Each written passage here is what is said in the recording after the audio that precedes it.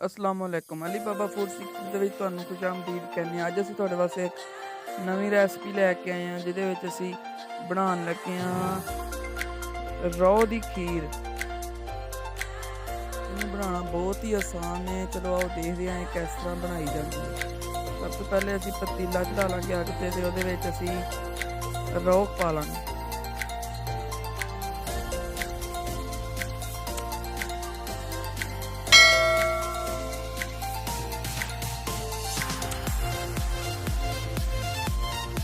जो अच्छी तरह ਉਹਨੂੰ ਅਸੀਂ ਉਬਾਲਾਂਗੇ ਗਰਮ ਕਰਾਂਗੇ। ਫਿਰ ਉਸ ਤੋਂ ਬਾਅਦ ਅਸੀਂ ਚਾਵਲ ਐਡ ਕਰਾਂਗੇ ਵਿੱਚ।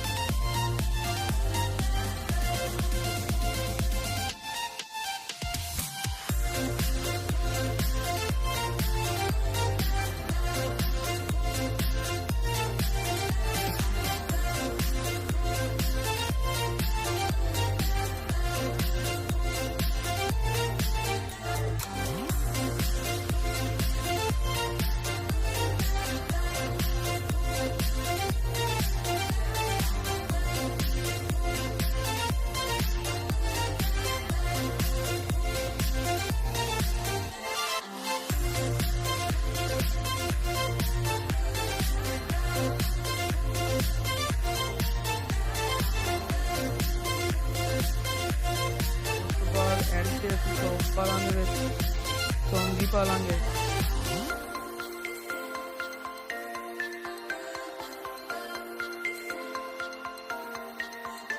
अगर ਤੁਹਾਨੂੰ ਵੀਡੀਓ ਅੱਛੀ ਲੱਗੀ ਹੋਵੇ ਸਾਡੇ ਚੈਨਲ ਨੂੰ ਸਬਸਕ੍ਰਾਈਬ ਕਰ ਦਿਓ, ਲਾਈਕ ਵੀ ਕਰ ਦਿਓ।